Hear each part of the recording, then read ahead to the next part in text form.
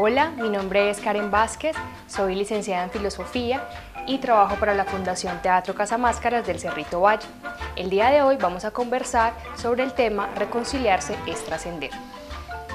Para comenzar, quiero compartir con ustedes este cuento que se llama La otra orilla. Es de Ediciones Ecaré y es de Marta Carrasco. Este cuento es una invitación para disponernos para la actividad. La otra orilla de Marta Carrasco. El río suena día y noche con su murmullo de piedras. Esta es nuestra orilla. Mi madre canta mientras trabaja y su voz se oye sobre el rumor del río. En la otra orilla hay un poblado lejano. Dicen que allí la gente es distinta, que comen comidas raras, que nunca se peinan, que son vagos y bochincheros. Está prohibido cruzar el río. No debes ir nunca a la otra orilla, ordena mi padre. No los mires, dice mi madre, son distintos. Yo escucho mientras peino mi pelo liso con mi peineta de hueso. Y los de la otra orilla, ¿qué dirán de nosotros? Un día, un niño de allá me hizo señas. Yo miré hacia otro lado, pero él siguió allí. Finalmente, yo también levanté los brazos para saludarlo. Alcancé a ver que sonreía. No sé por qué, yo también sonreí. Al día siguiente, muy temprano, fui a la orilla del río y me encontré con una sorpresa. Allá, en la otra orilla, divisé a mi amigo. Tenía en la mano una larga cuerda que atravesaba el río. Poco a poco se acortó la distancia que nos separaba. El corazón me latía, dum dum, dum dum. De pronto el sol desapareció. Se encresparon las aguas y un rayo iluminó el cielo. Retumbaron truenos a lo lejos. Sentí miedo y me acurruqué. Cuando llegué a la otra orilla, mi amigo me ayudó a bajar. Sus manos estaban muy tibias. Luego corrimos bajo la lluvia. Su familia nos esperaba. Eran muy raros, rubios y despeinados, vestidos con muchos colores. Hablaban gritando y todos al mismo tiempo. Quise regresar. Pero en ese momento sentí un olor delicioso, un olor a pan recién sacado del horno. Era el mismo olor a pan de mi casa. La madre nos sirvió leche caliente y se me pasó el frío que traía de afuera. El padre es pescador, como mi papá. La abuela teje chales, como mi abuela. Los chicos juegan con las piedras del río, como mi hermano. Nos hicimos amigos. Él es Nicolás y yo soy Graciela. Somos distintos y también muy parecidos. Es una amistad secreta, por ahora. Pero los dos tenemos un sueño. Cuando seamos grandes, construiremos un puente sobre el río. Así, los de allá cruzarán a visitarnos. Los de acá iremos a verlos millones de veces. Y sobre el rumor del río se escucharán los saludos y las risas. Esta es La otra orilla de Marta Carrasco. Bueno. Ahorita vamos a hablar sobre dos grupos de conceptos o de nociones sobre las que vamos a trabajar durante todo el taller. Estos conceptos son, primero, historia, memoria, identidad y territorio, y los siguientes son perdón, reconciliación y restauración. Entonces, vamos a trabajar sobre la idea de historia. La historia es un discurso objetivo que está construido por investigadores, que está legitimado y que responde a la pregunta ¿qué pasó? ¿Sí? Entonces, por ejemplo, todo lo que nosotros vemos en el colegio, en el bachillerato, responde a este discurso oficial.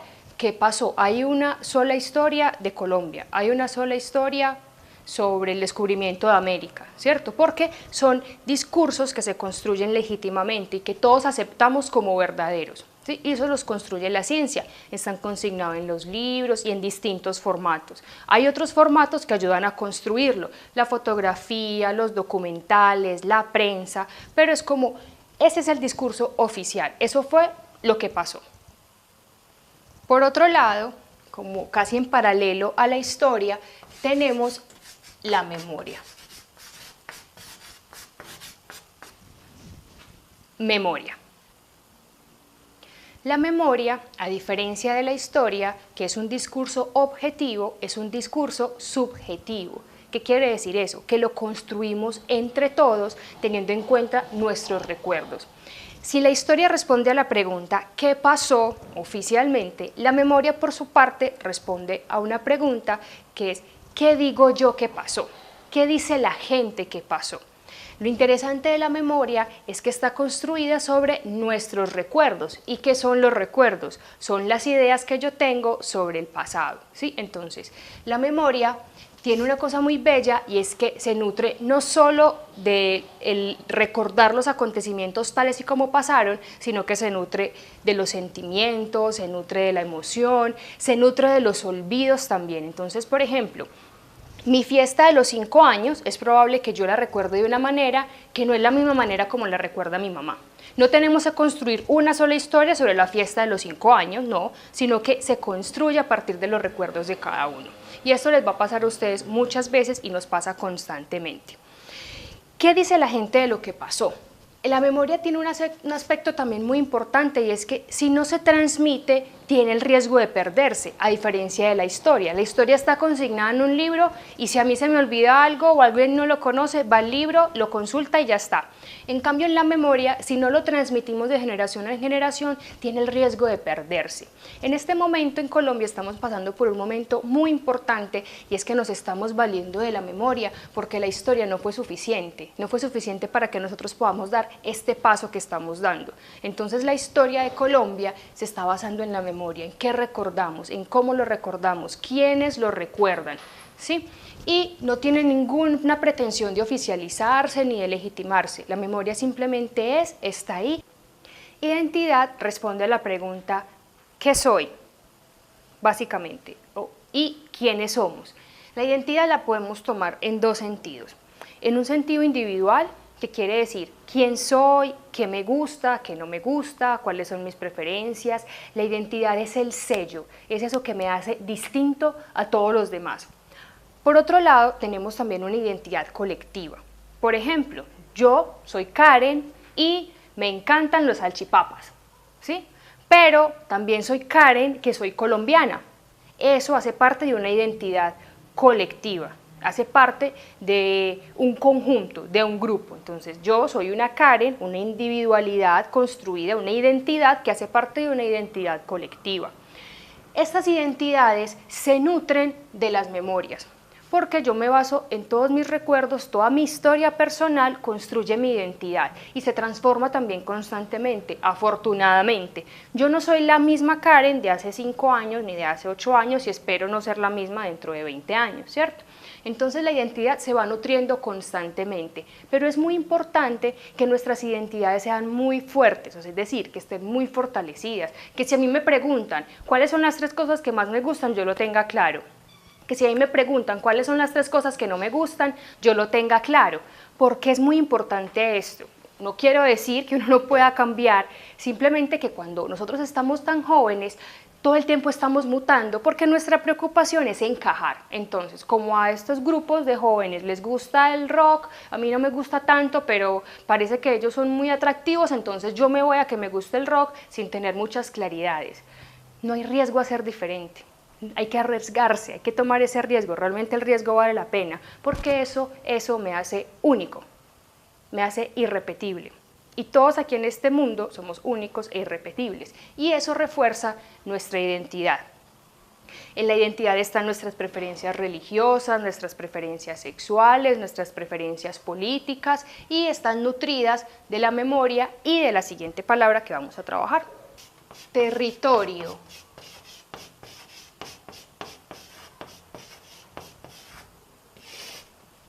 Territorio.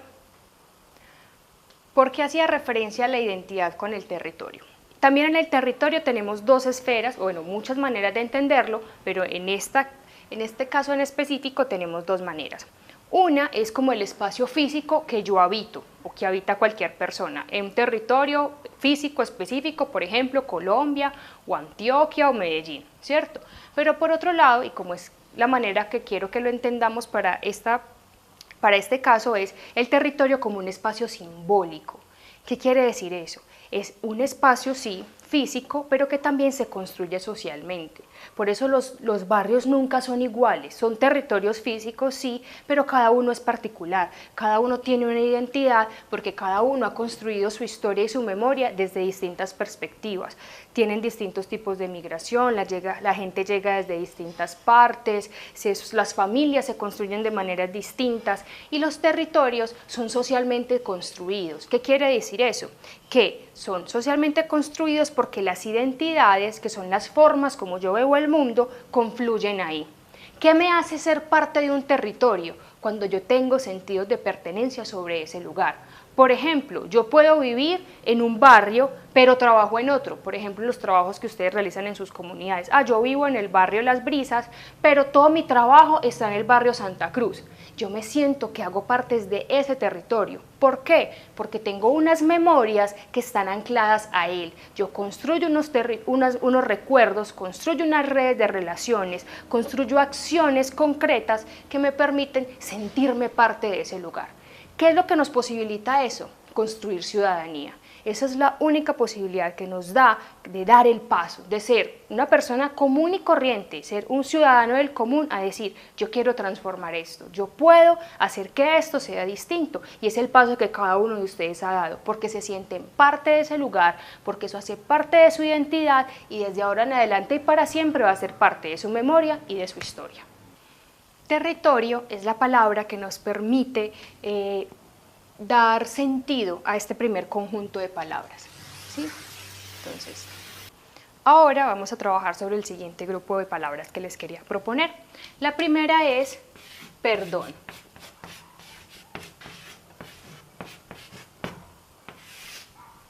Perdón. Para este caso, yo les quiero proponer que entendamos el perdón más que como un concepto filosófico o teológico o ético, el perdón como una actitud. El perdón es lo que nos posibilita pasar a la otra orilla, como en el cuento que leímos al principio. El perdón es una actitud que nos permite, entre un ofensor y un ofendido, resolver la situación, ¿sí? Es la posibilidad de sanar física, espiritual y emocionalmente una ofensa. El perdón como actitud, como una decisión de transformar mi vida y así la vida colectiva. Porque aunque el perdón es una actitud, una decisión, una acción que tomo yo, una decisión que tomo yo, necesariamente afecta al colectivo. ¿Sí? No es solamente que sí, yo decido perdonar y no pasa nada más, no, realmente el perdón es una fuerza tan potente que permite transformar sociedades completas. El perdón en Colombia es una gran oportunidad. Reconciliación.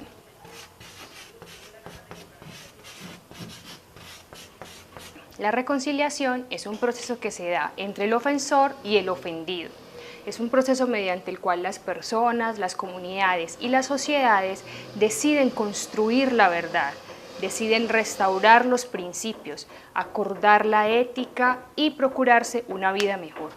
¿Cómo se da la reconciliación? La reconciliación es un acuerdo entre las dos partes, entre el ofensor y el ofendido, de restaurar la relación. Eso se puede dar de tres maneras. Una es la reconciliación de coexistencia. ¿Qué quiere decir eso?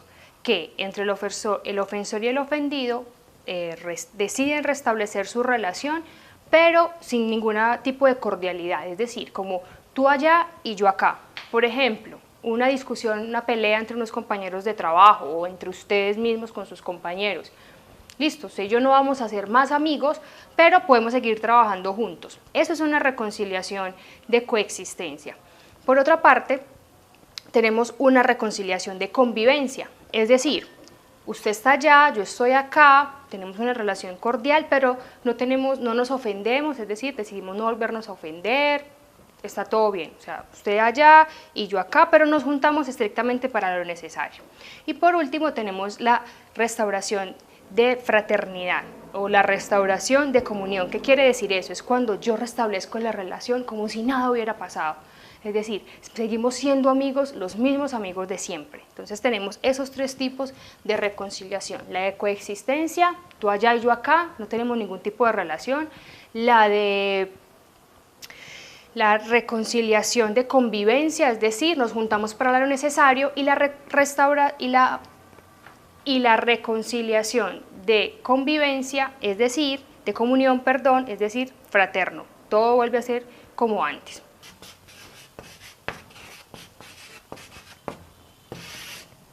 Restauración.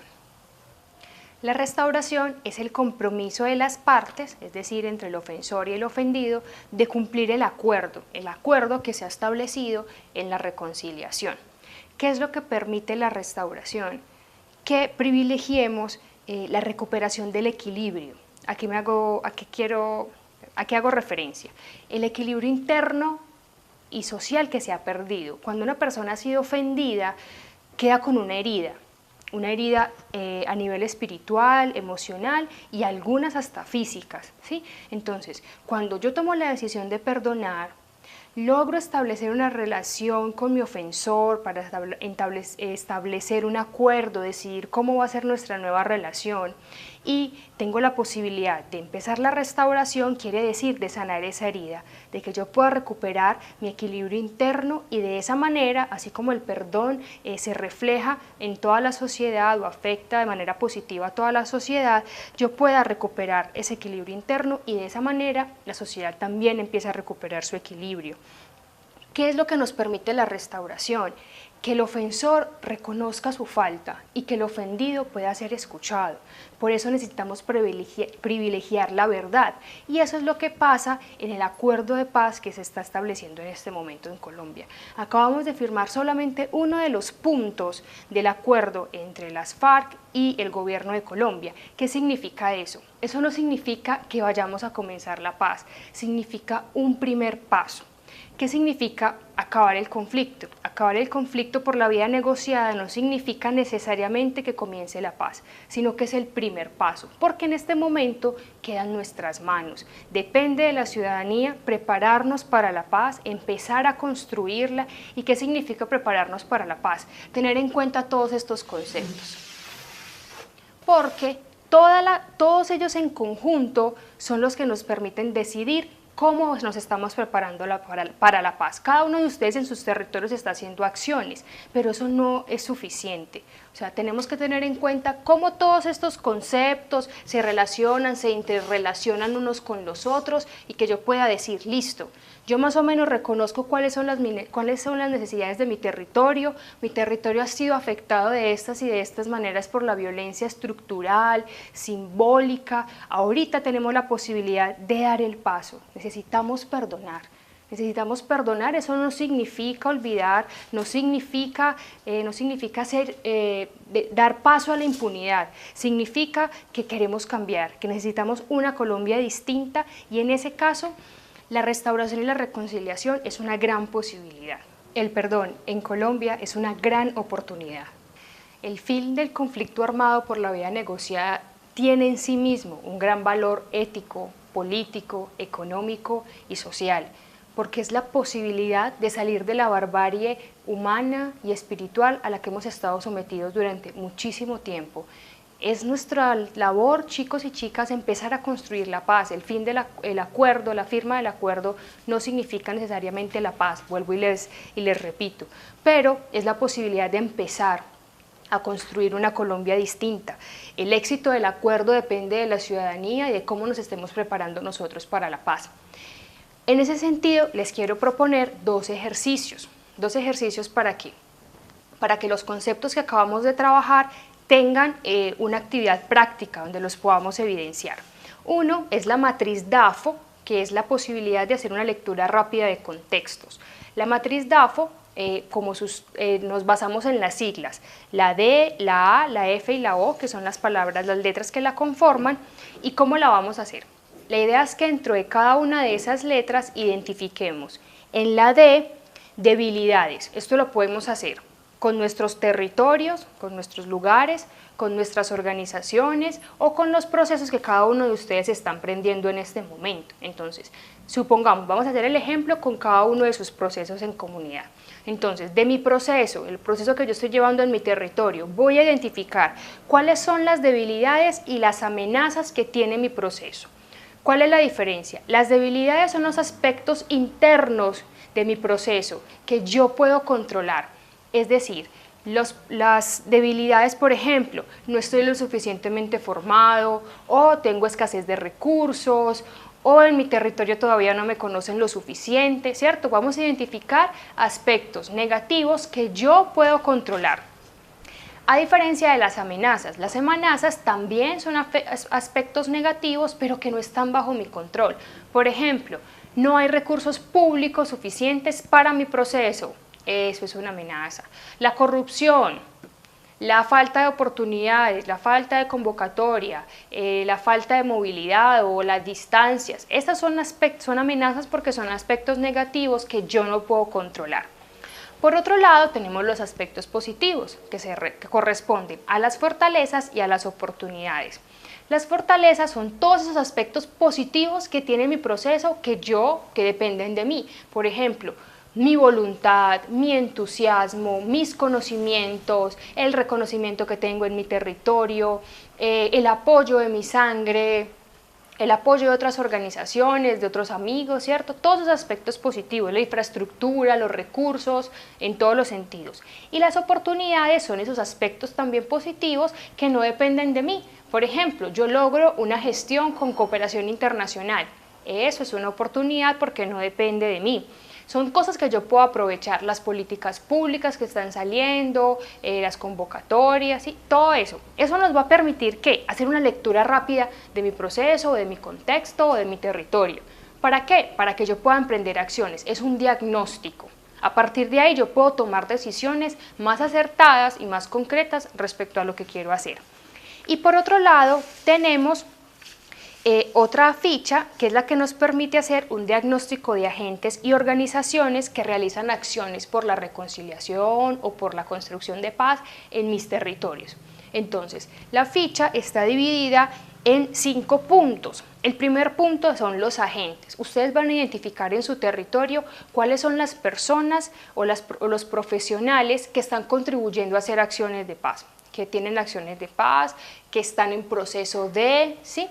Van a identificar, primero, agentes. ¿Qué son los agentes? Las personas. Segundo, las instituciones públicas o privadas. Por ejemplo, Mi Sangre es una institución privada que está en pro de la construcción de paz en su territorio. Ahí iría eso. Aquí van las instituciones educativas, las instituciones religiosas, políticas. En el tercer lugar tenemos las dependencias gubernamentales, por ejemplo, si hay un consejo de juventud, si hay la secretaría de gobierno de pronto de su municipio, las entidades públicas como institución que asumen el tema. Por otro lado tenemos las políticas, es decir, las directrices, normas, textos que están a favor de la construcción de paz o a favor de la juventud. Por ejemplo, si su municipio tiene ley de juventud o la política pública de cultura, si hay consejo municipal de cultura o de juventud, bueno, cada uno va a identificar qué hay en su lugar. Y los procesos, por ejemplo, ustedes son un proceso que se esté llevando a cabo en su municipio. ¿Qué les va a permitir esta ficha? Que ustedes tengan un panorama de quiénes están haciendo cosas en favor de la paz o de la construcción de territorio, dependiendo del tema que ustedes estén trabajando. Estas dos fichas les va a ser de mucha utilidad porque les permite tener una mirada amplia y general de lo que está pasando en su lugar, ¿sí? Y poder tomar decisiones. Mira, por ejemplo, aquí casi, o por ejemplo, darse cuenta que ustedes no conocen bien qué es lo que está pasando. Entonces, este ejercicio les va a posibilitar, claro, darse cuenta del contexto, pero también de cómo están ustedes informados y familiarizados con lo que pasa en su lugar. La invitación, chicos y chicas, con todo lo que les acabo de contar, es que efectivamente pasemos a la otra orilla. ¿Y qué significa pasar a la otra orilla? Dejar de ver a los otros como distintos, diferentes, raros, lejanos a mí, y que la decisión del perdón nos permite precisamente pasar a la otra orilla y ver que somos también muy parecidos, que también nos gusta el pan horneado, que también nos reímos, que también disfrutamos de jugar en el río. Nosotros podemos construir muchas herramientas que refuercen la identidad colectiva. En este momento es muy importante que nuestras identidades particulares estén fortalecidas y de esa manera se fortalezca la identidad colectiva, porque estamos en un momento en que la sociedad puede estar o muy unida o muy fragmentada. Y necesitamos que esté precisamente muy unida por el gran paso. Eso es un paso, un logro histórico el que estamos dando y el que todos ustedes son protagonistas.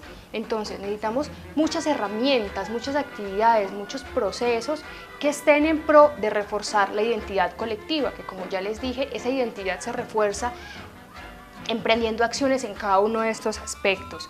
¿Cuál es la pregunta? Desde nuestro contexto, ¿yo qué puedo hacer? Por eso la invitación a que hagan las fichas. A través de la rememoración, el intercambio y la transmisión de las memorias podemos lograr reforzar la identidad colectiva.